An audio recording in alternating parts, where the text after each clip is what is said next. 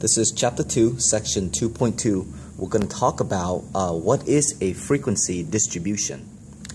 Before we start, there are some vocabulary words that I would want you to be familiar with for Chapter 1 and Chapter 2.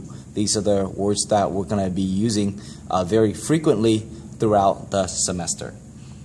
The center, which basically is the number that is in the middle of a data set.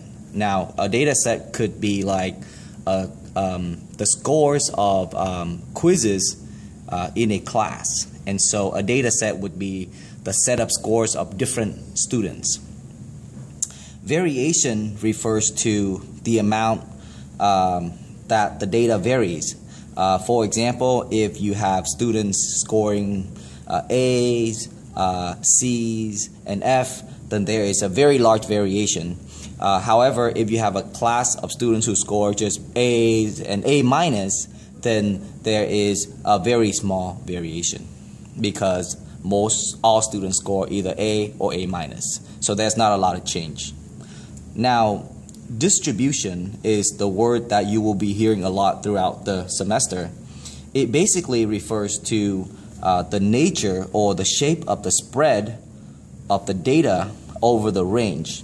Now, by just hearing the definition, it doesn't sound perhaps enough for you to understand what distribution is, but as we learn more about the distribution and as we encounter more of the type of ways to represent data, I'm going to show you how to determine types of distribution. Outliers refers to a number or two that's very far away from the vast majority of the sample values. For example, if let's say everyone in the class got an A or a B, and then there's just one person in the class who got an F, then that person would consider to be the outlier because that person scored something that's very far away from the vast majority of the other people. All right, now what is a frequency distribution? Well, a frequency distribution is just a table. This is an example of what that table looks like. And it basically kind of lists a specific range and how many people fell into that range. For example, we're looking at a frequency table or a frequency distribution of the height of women. And we put them into about 5 of these rows, which are called classes. So each one of these is a class. And there's 5 classes here. So 1, 2, 3, 4, 5, ranging from 55 to 59, 60 to 64. The letter F stands for frequency. It means that how many people falls into each one of those classes. Remember that each one of these is a class.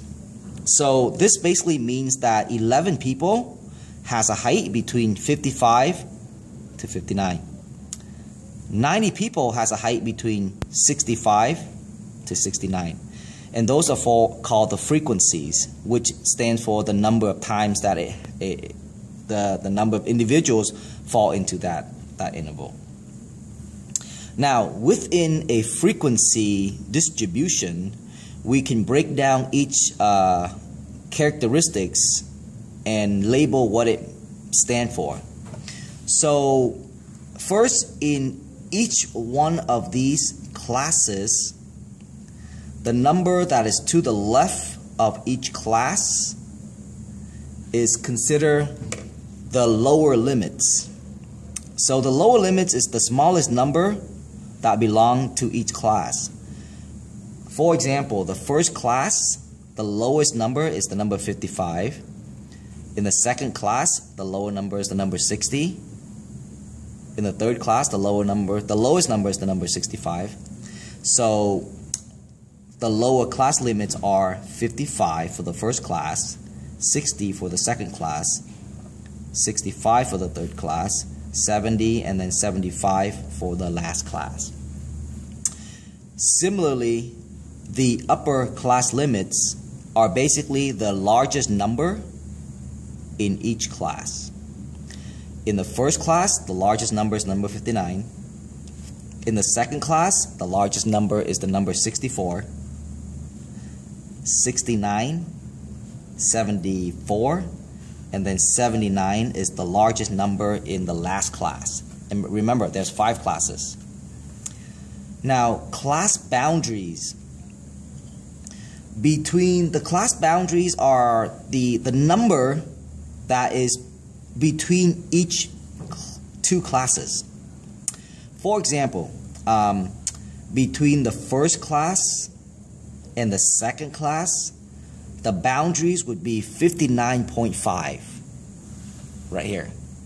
Between the first class and the second class, the boundary would be 59.5. That would be the boundary, because it has to go 59 to 59.5 before it gets to 60. So that would be the class boundary, 59.5. Another class boundary would be the boundary between the second class and the third class.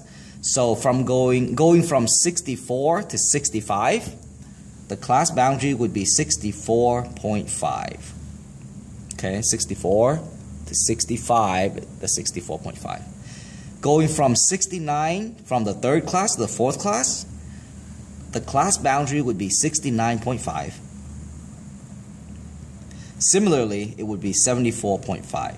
Right, going from here, 74 to 75. Now, I know that we don't have a 6th class, but let's say if you were to go to the 6th class, then the boundary would be 79.5. To go from here to the next one, there would be 79.5. In addition, I know that there isn't any class that's visible before the first class, but if there was, then the first class would end, the class before the first class would end at 54. And so to go from 54 to 55, the boundary would be 54.5. So we go here and you input 54.5. All right? This first number and the last number could be confusing, and you're more than welcome to rewatch the video if you need additional help. Okay? Class width. The class width refers to the difference between the 2 lower class limits. Remember that these are our lower class limits. And so the class width is the same width for every class. To find the class width, all you have to do is subtract the 2 consecutive lower class limits. So I will take 60 minus 55, and that would be my class width, which is 5. Okay? Class midpoint is the number in the middle. So for example, between 75 to 79, the class midpoint would be 77. Between 70 to 74, the class midpoint would be 72, and so on and so forth. So I will have to list 5 class midpoint. Now, sometimes you're able to quickly deduce what the class midpoints are, sometimes you will not. So what we usually do is we go ahead and we add the lower and the upper, and we divide that by 2. So I would take the lower, which is 55, plus 59, and I'll divide that by 2, and that would give me 57. Take 60 plus 64, divide that by 2, and that would give me 62. So that's another way to find the class midpoint. Take 65 plus 69, divide that by 2, and that would give me 67. So that's another class midpoint. Take 70 plus 74, divide that by 2, gives me 72, and that's the class midpoint for the 4th class. For the 5th class, 75 plus 79, divide that by 2, that gives me 77. And so these numbers are the class midpoint of each of my classes. Okay. the last part of section 2.2 is to show you how to create a frequency table, but go ahead and watch the second part of section 2.2 to learn how to do that.